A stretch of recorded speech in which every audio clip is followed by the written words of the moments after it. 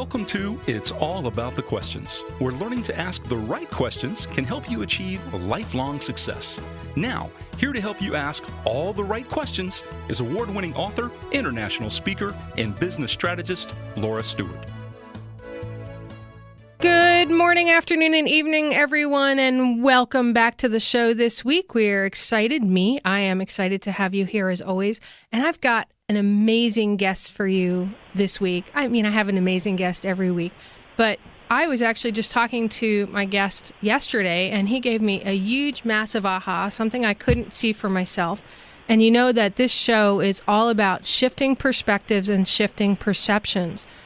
My goal for you with the guests I have on my show is to take you outside your own picture frame of your life or your business so that you can look from the outside in and see what you may be missing. What might be right in front of you, but you can't see it because you're too in to what you're doing at the moment. So my guest today is Ryan Lee, and he created his first website way back in 1999. He was a personal trainer. He worked in the South Bronx in school systems. He helped rehabilitate children in physical therapy.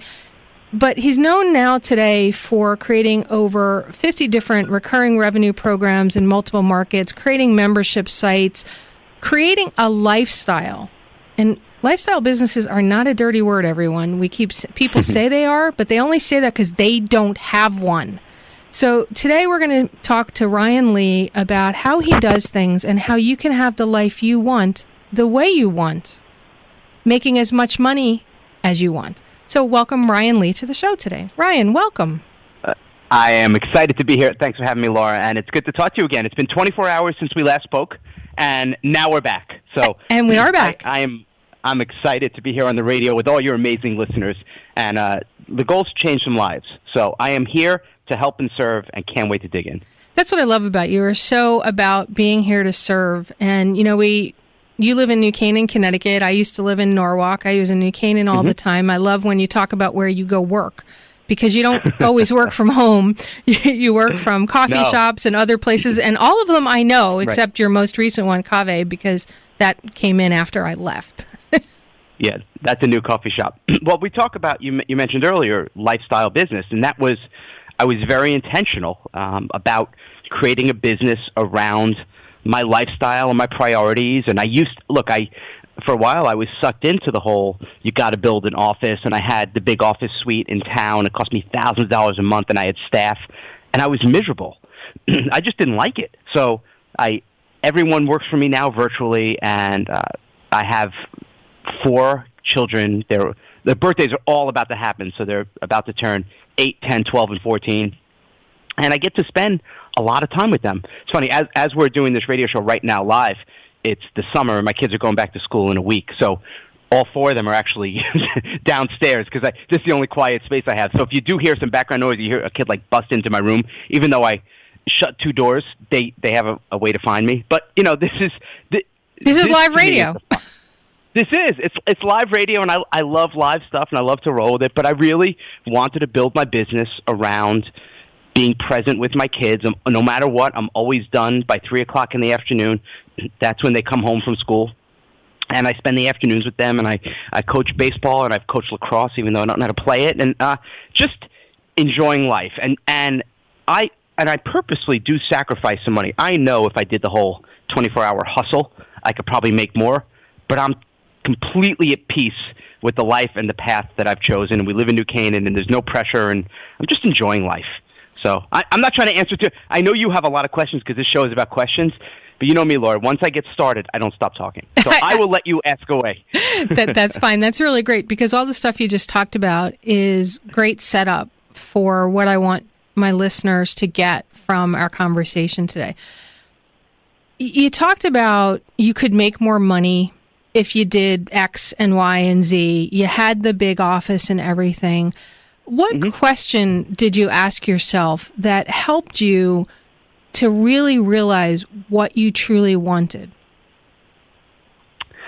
It's funny. It's a question I ask a lot of my clients. So I'll ask my client, what's your goal? How much do you want to make? We talk about some of the money stuff, and and I'll say a question that stops them in their tracks. And to give full credit, my wife told me this one. And my wife says she has a PhD in psychology. She's amazing. So the question is, on a scale of 1 to 10, how happy are you? And people just, it stops them in their tracks because they'll be like, well, what do you mean, business or life? I said, just in life, how happy are you? And they'll say, well, I'm like a 9.5. And there was one woman who came to one of my mastermind groups, and she's like, I need to make $200,000 a month, blah, blah, blah, blah, blah. And even though she's paying her bills and saving money, I said, well, how happy are you right now? She's like, oh, I'm like a 9.5. I'm like, so why are you putting all this pressure on yourself? But that was really the question. It's like, how happy am I? You know, and am I happy with the direction I'm going? And so it was not only those questions, but I had a lot of stuff happen to me over the course of a short period of time. My mom at the time, this was about 6 or 7 years ago, my mom was only 63 and suddenly passed away from cancer. At that point, we had a nutrition company that was doing 7 figures a month, and our top guy left, our top driver of sales, after we just did a multi-million-dollar blanket order, which we were personally responsible for. So that happened during the same time. While I just signed this big office lease, so all of this stuff started collapsing around. Then a little bit later, my father-in-law was diagnosed with a brain tumor and then had a stroke and just recently passed away. So all of this stuff happening, and I had, my kids were really young, and it just put a lot of stress and pressure on me, and I was working and I was traveling, and as I was traveling, I was staying out late and drinking and just becoming someone I wasn't. And I think this led to, I know all of this stress led to a health issue. And I used to be a trainer, and I was fitting in magazines and all this stuff, and I was diagnosed with an autoimmune disorder. Like all of a sudden, I woke up one day and my hands started hurting and my feet were sore. I'm like, what the heck is this? I went to every doctor, and I was diagnosed with psoriatic arthritis, and the doctor said, well, Ryan, you know what? It's all this stuff's we need to get you on medication. I'm like, well, what med? He said, methotrexate. Ooh, I said, that's a cancer drug. Chemo. Yeah. I said, that's chemo. He's like, yeah, but we'll come in every week. We'll check for your blood levels and blah, blah, blah. I said, but isn't this autoimmune thing like inflammation? Isn't it a symptom of something? Like, what's causing it? He's like, well, we don't know, so that we have to kill all these bad cells. He's like, just make sure you're not around people who get sick. I'm like, Doc, I have 4 kids. They're like, there's always someone, like, there's always sniffles. He's like, well, like, what am I going to do, move out? So I went on a mission to kind of find an alternative, and now, I'm complete. I self-healed. I took nutritional supplements. I reduced my stress, and that was all of that stuff happening. I'm like, take a breath and let me reevaluate what's really important, what I'm going to focus on, and reducing stress, focus on my family, focus on my wife and my kids, and simplifying everything, and really, truly building a business around my lifestyle. My big thing happens to be recurring revenue, but that's kind of the story. So it was a combination asking that question, am I really happy, or where am I on a scale of 1 to 10, and all of the stuff. It was like this mountain of like crap all happening at once, and I needed to change. So the question of how happy are you really had a repercussion throughout everything in your life because of everything that was happening in your life, right? You might have been happy in one area but not in another, but it sounds like from what you're saying, and we have a very similar story, by the way, in that you had to look at things. Well, you didn't have to, but you chose to, right? You chose to look at the hard question and not just say, oh, I'm 9.5. Because a lot of us say we're 9.5. But really, there are other parts of our life where we're really a 4 or a 2. Right. And it's overall. So the business was generating some money, although we started to take a hit when all that stuff was happening with one company. So, and to me, all the money and the success, and I was, featured in covers of magazines, like all this stuff happening, but like my marriage was falling apart. So who cares? I just didn't want to be like some of the, you see motivational gurus. And look, I understand, like a lot of people, have marriages and they're not good, and you get divorced, and it happens. Totally. I mean, it's 50% of the population. I understand, but you see motivational people talking about how to live a great life, and they're on their fourth wife, and they never see their kids, and they have this whole trail of broken relationships, and I'm just like, I don't want to go down that road. I don't. I get it.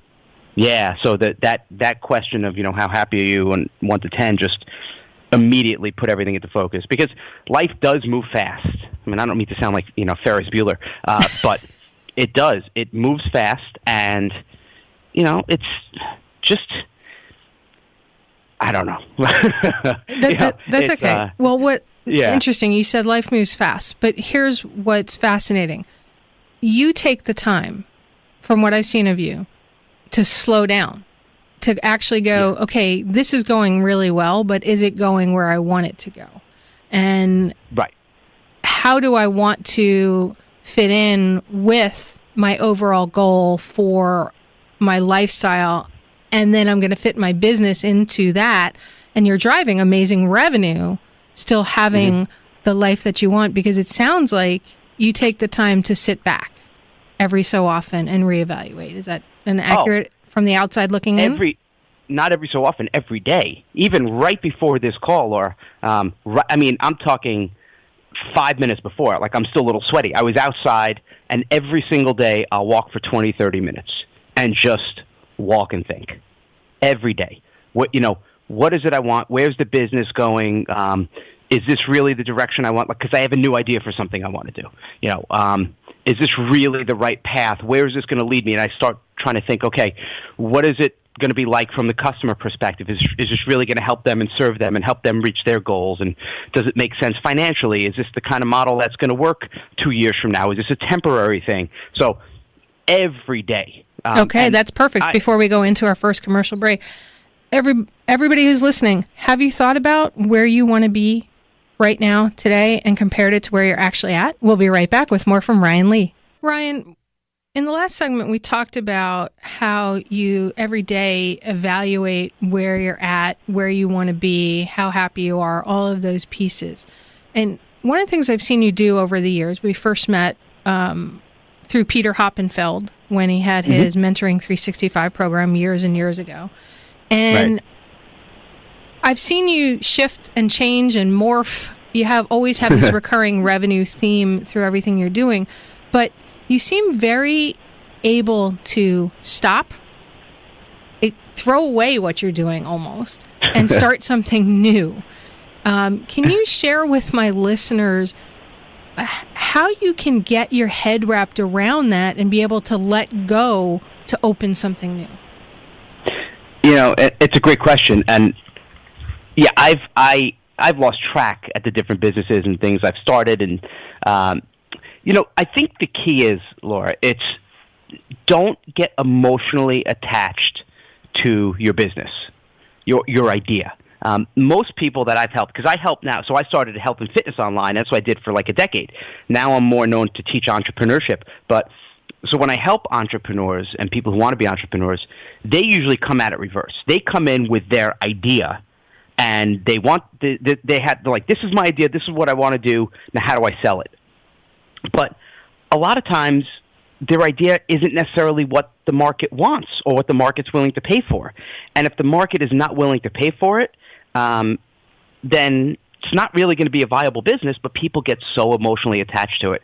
Instead, what you need to do is always put the person first, put the customer first. Like, is this really for them? Is this really going to serve them best? Is this really going to help them, achieve their goals or reduce pain or make more money or be happier or be healthier or be more fit? You have to start there. And if it's not working, if it's not vibing with them, it's not gelling with them, it's not turning into a business, then you have to let it go.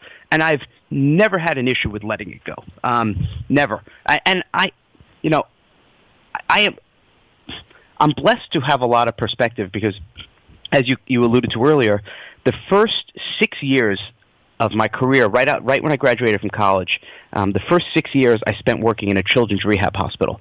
And I was a recreational therapist, and I did adaptive aquatics and fitness and sports and games. And I was a supervisor at nights and weekends, and it was just so much fun working with these kids. But these kids had every kind of disability you can imagine. Spina bifida, spinal cord injury, cerebral palsy, things like scleroderma. You name it. I mean, and most of the kids were in wheelchairs or stretchers.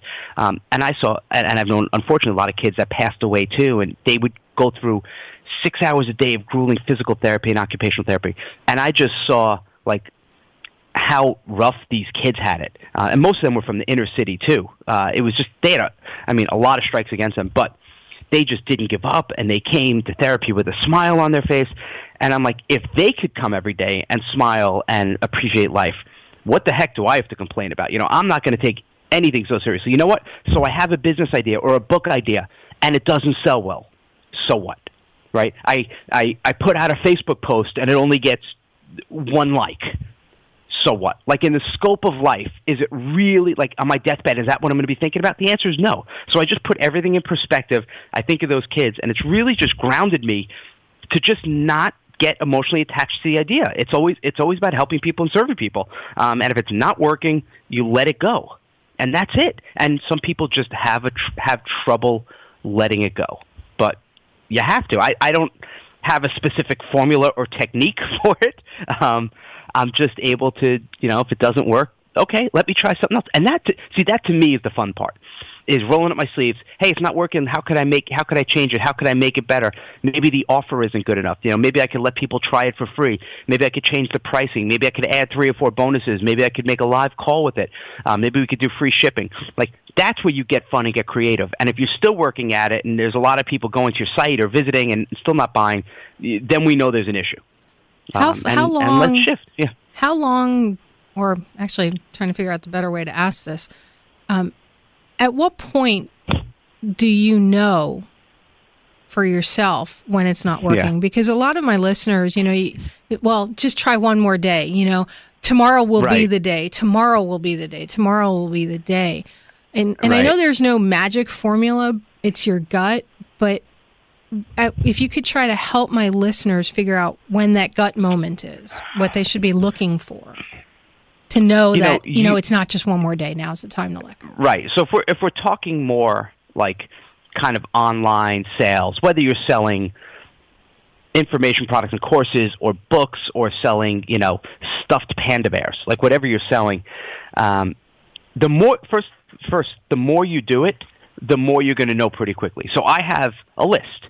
So I know within an hour of if this thing is working or not. Because if it's working, if it's a big offer or a hot deal, like, people will buy instantly. So for example, I had a product I did a couple of years ago. I put about $50,000 into the software. I made a mistake. I put too much money and too much time into this thing. I launched it to my list, and I sold 1.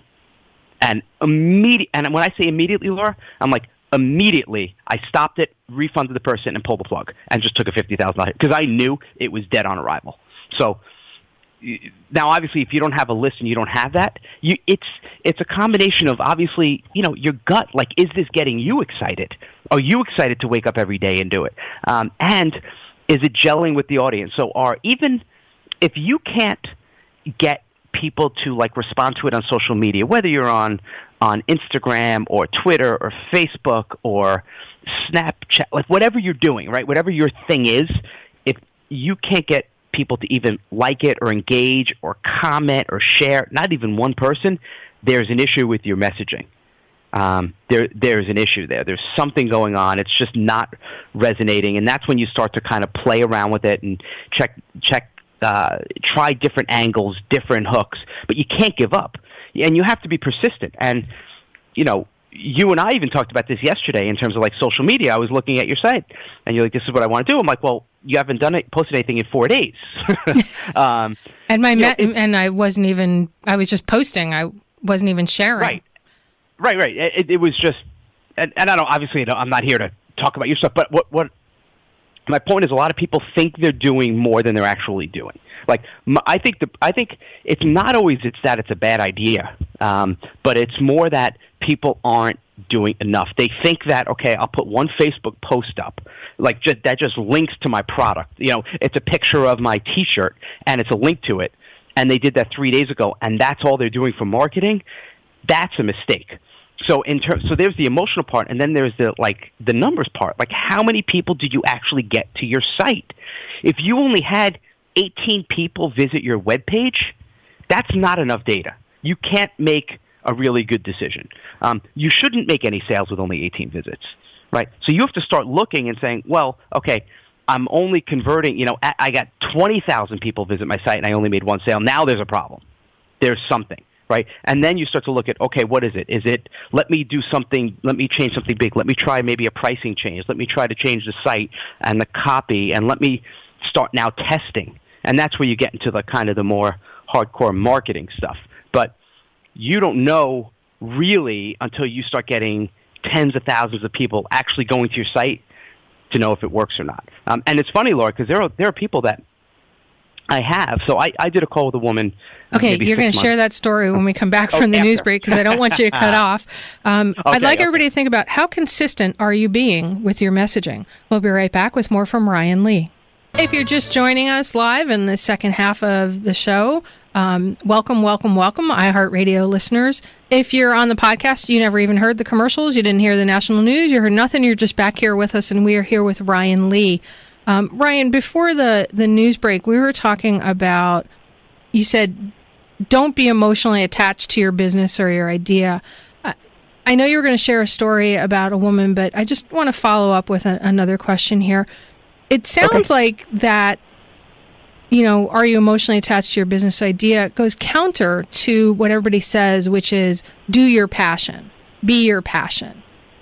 And how do you do what you're passionate about and not be emotionally attached?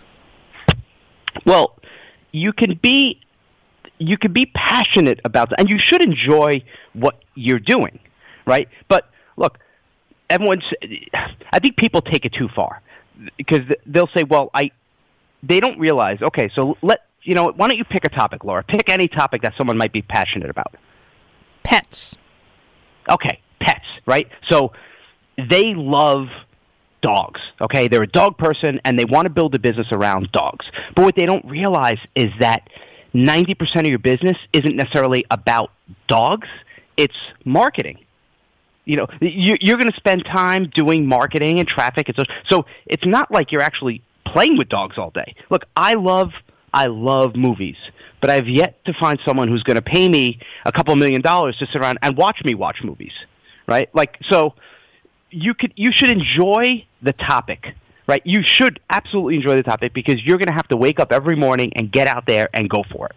So if you can't stand cats, I don't care how popular cats are and how much opportunity, it's going to be really hard to wake up every day and be excited about a cat business, right? So you've got to have something you're excited about, so that's like the overall umbrella. So let's say you're really excited about pets. Great.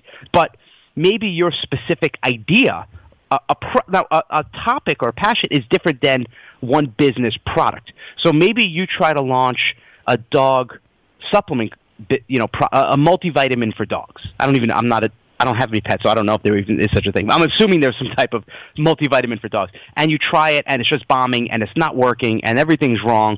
Okay, you don't get emotionally attached to that product. Maybe there's a different product. Maybe it's not a multivitamin. Maybe it's a fish oil for dogs. So you can shift. You could still keep the same topic, the same umbrella, but find different products. Maybe it's not supplements at all for dogs. Maybe it's maybe it's a membership site about training your dogs. Maybe it's a dog sitting service, or a dog walking service, or a directory of dog sitters. There's 1,000,001 businesses you could create under each specific big topic, but don't say, if you come in saying, I love dogs, all I want to do is create a multivitamin for dogs, and then it's not working, you spend the next 10 years trying to do it, and say, well, everyone's wrong. Well, no, you're wrong.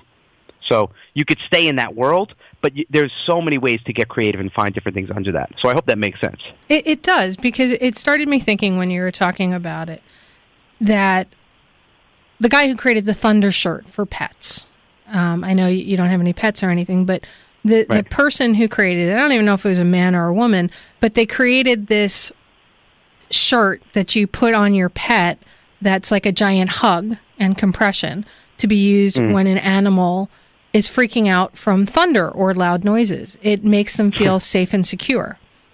I'm sure there were multiple iterations of that before they landed on their final version, which has become one of the biggest sellers in the pet world. But they had to figure out how to make it, how to do it, and get it out there. So what you're saying is, if you have your passion of pets, or whether it's me about asking questions, it's don't worry about the delivery method.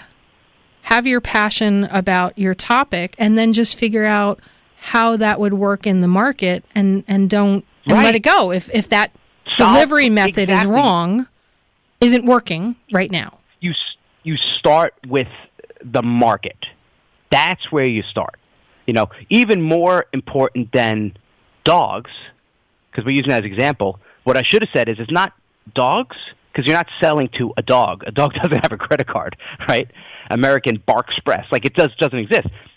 You're actually talking to the pet owner.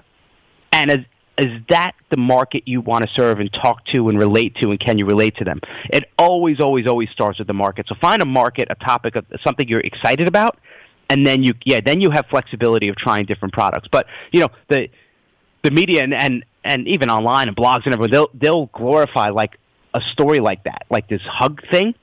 But what they don't say is, okay, that's great, but there's also 100,000 people who tried to do similar stuff in the pet space that have just failed, and now they're bankrupt.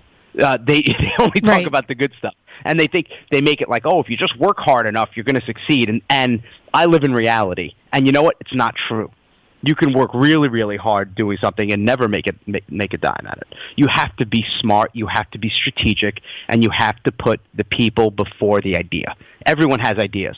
Everyone has ideas. I guarantee you there were hundreds of people with a very similar idea to this Thunder Hugger thing. But these people came out and they implemented.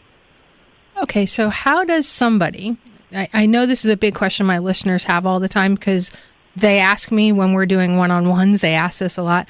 How do you... And we'll answer it after the break. And we'll answer, no, we're not right now, but, hey, I like that. That would have been a great lead into a commercial break. You like that? I do.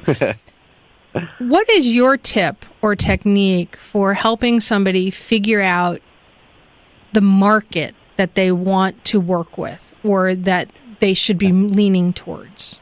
And I hate using the word should, but... No, I know what you're saying. And you're the question person, so here's a question I ask them, okay? And I say, imagine right now, and I could do this with you, Laura, and everyone listening right now, okay? We're not talking about the idea, we're talking about the actual market, the actual person, right? If I said to you, you're going to have a workshop in whatever it is, or it's going to be an in-person thing where you're going to sell the product or do a demo, whatever that is, right?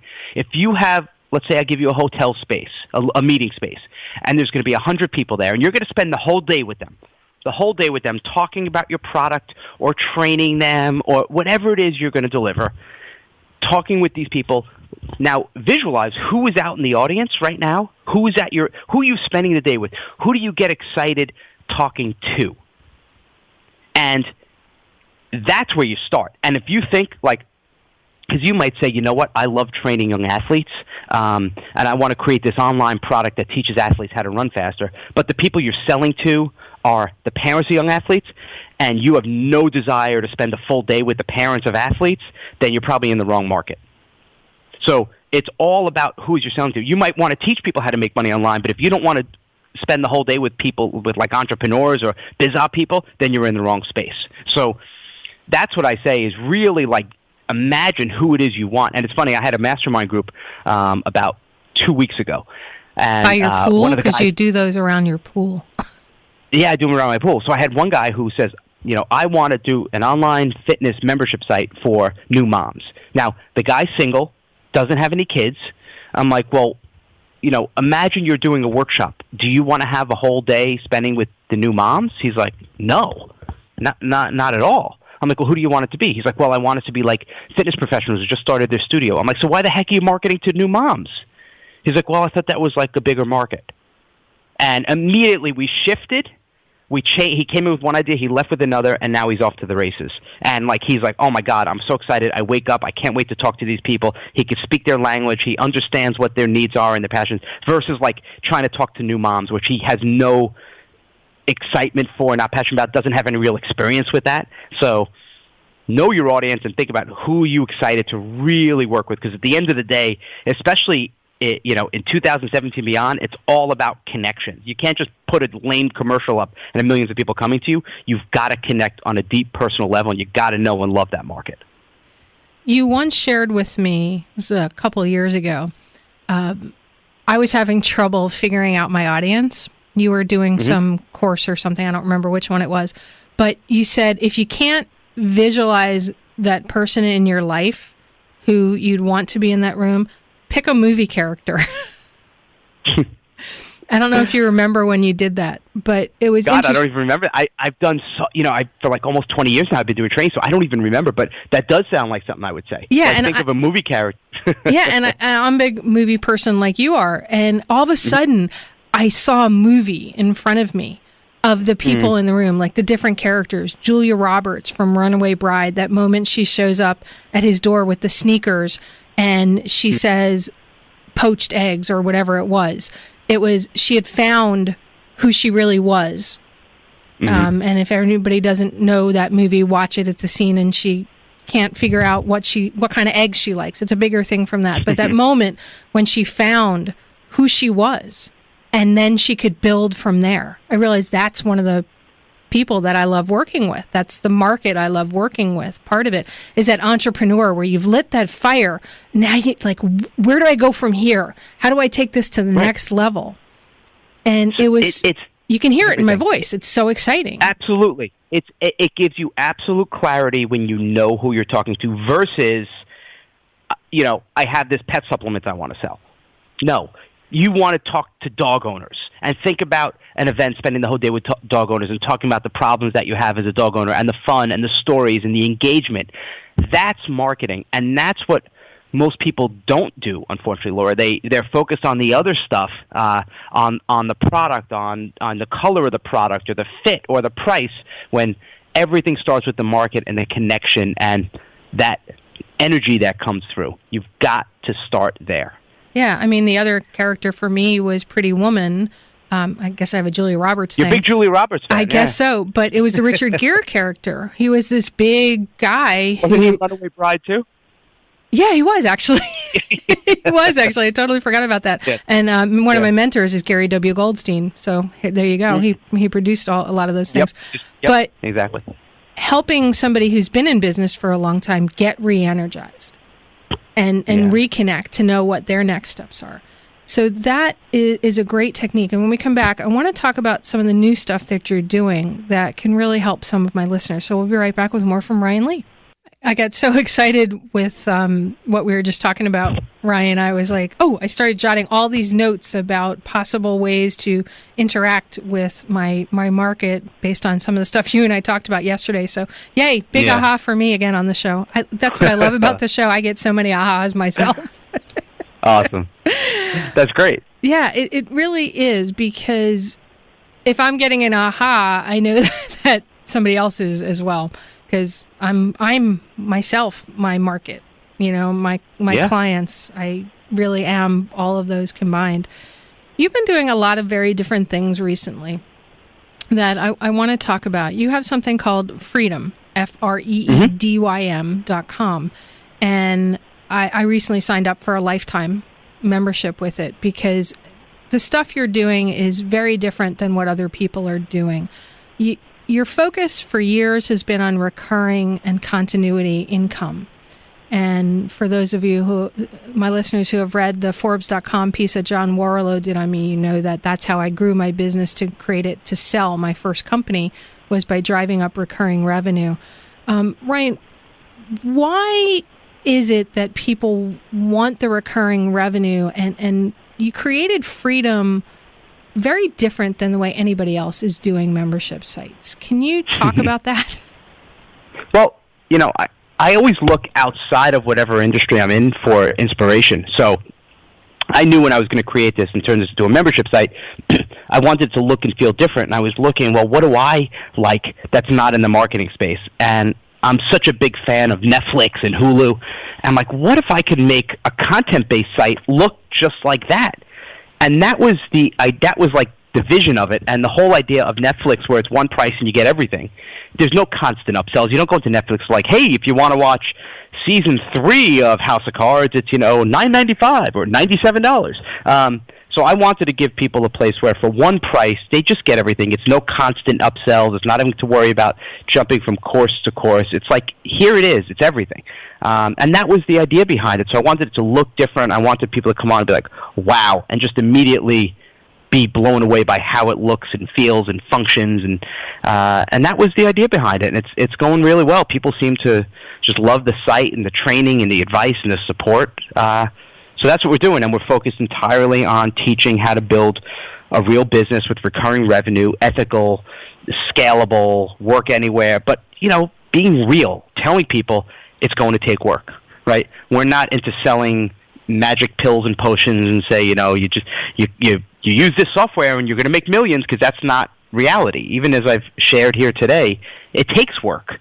And if you're not prepared for it, if you're not willing to get up when you fall down, then that's okay. This isn't for you. It's all right. You don't have to be an entrepreneur. You can get a job and have the benefits and have a safe income. There's no shame in that. It's not for everybody. So I'm always I'm always trying to be real with people and just tell them the truth about it. But those who are excited and passionate and want to do it and give it their all and stay focused, there's a lot of opportunity. Yet you've changed it many times with yes. with how you do the pricing and all of that. Right.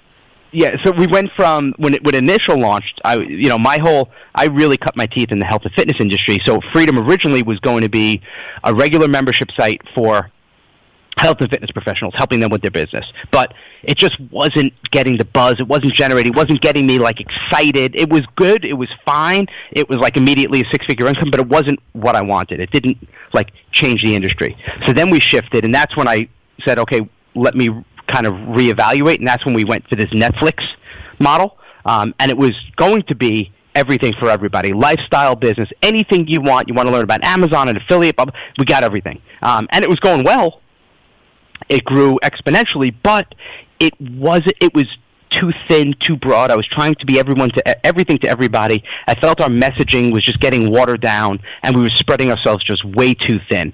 And I didn't love the retention rates, so I said, you know what, I'm just going to reiterate again, and what is it people really want? What do they ask me the most? When I send an email, what subjects get opened the most? What trainings get watched the most? It's always with recurring revenue. Anything that has to do with membership sites, recurring revenue, continuity income, subscription boxes, retention. And that's my wheelhouse. That's what I know and I love and I could do in my sleep. So we shifted again. We said Freedom is now focusing entirely. We're all in on recurring revenue. And we just did a little price raise. It's only $130 a day. And that was the idea, is to make it so if people want to learn and they don't want to, spend $20,000 on a coach, which Laura, there's a lot of unethical people who do that, and they provide zero value, and they never built a business. So I figured if you could, spend $1.20, $1.30 a day and get everything you need, then it's a win-win. It helps you, it helps my business, it helps my team, my employees, everyone wins. So that's where we are today. Will it change in the future? Maybe, maybe not. I don't know. Right now, it's going really well. Well, and it's not just you on there, and that's fascinating to me, because so many people's egos are in the way and they feel they have to do everything. You bring in amazing people like Dan Meredith and several others to provide content for the site. Right. Yeah. I didn't want to make it just about me. I'm kind of the leader of it, the face of it, but it's not just about me. I want to showcase other people. I really like showcasing our members. Someone like Lauren, who has 300-400 people paying $30-$40 a month for an online fitness site. People like that, and showing real people how they do it, and especially people doing it outside of the internet marketing space, because that's what all you see. If you see a membership site and how to make money online, it's only them interviewing their buddies who made money, teaching people how to make money online. I'm not interested in that. It's one thing to teach people to make money, teaching people how to make money online. It's another to say, okay, I'm going to teach meditation online, or I'm going to teach stress reduction. Make money there, then I'm impressed. And you market through email. That's your primary marketing method, correct? I mean, you do Facebook ads and other things, but... Yeah, but it's everything we do is to build a list, because that's, at the end of the day, and if people get nothing out of this from a business lesson, social media is great, everything's cool, but 80, 90, 95, 99% of your sales take place in email. If you look at all the traffic, all the marketing, everything you do, build your list, get them on your email list, and email them at least once a week with stories, with engagement. Don't just sell. I mean, connect with people, help them. When you do that, you're just going to be shocked at the sales going up and open rates, because people still, everyone's like, oh, email's dead. Email is not dead. My entire business, if I wanted to, so I get up every morning, I go to the coffee shop, I send my daily email, yes, every day, 7 days a week, and then I'm pretty much done. Then the rest of the day I do things like this and do podcast interviews, but that's a majority of our business is the email, to engage and, yes, to sell. There's nothing wrong with selling. You just can't do hard sells all the time. Just engage and help and tell lots of stories. You mentioned your fascination with Julia Roberts' romantic comedies, but I do. It's funny because everyone, in the internet, in the marketing space, everyone talks about hustle. If you're watching TV, you're wasting your time. I like watching movies and TV shows and character-driven books and series, because when you learn about storytelling, I mean, that's what selling is. It's telling stories, and the more you can read that stuff and learn and really see good storytelling, the better your writing and marketing becomes. Okay, and I want to make sure people can find out how to reach you, because we're in the last minute of the show. Okay. So how do they... Go to Freedom, FREEDYM.com, or Ryan Lee, RYANLEE.com. Just sign up for my daily newsletter, and I think you'll enjoy it. I know I get something out of every single day's email that you send. They're short, they're sweet, but they tell a story, and I get a nugget every time. So I appreciate it. Thank you so much for being on the show today and sharing your wisdom with us and your questions. And thank you for having me, and I wish everyone the best. Everybody, Ryan Lee is one of those real people, and I hope you got something out of it. Please share it with us at the Laura Stewart, or you can always email me, laura@laurastewart.com. Tell me what the one aha is that you got, and you never know, you may be profiled on the next episode of It's All About the Questions. I'm here to help you. Ryan is here to help you. You can find him at freedom, FREEDYM.com, or RyanLee.com. Highly recommend signing up for his list. And we'll be back next week with another great guest. And remember, the right questions truly can change your life. You've been listening to It's All About the Questions, starring Laura Stewart. Connect with Laura at it'sallaboutthequestions.com and download a free workbook that will help you ask better questions starting today.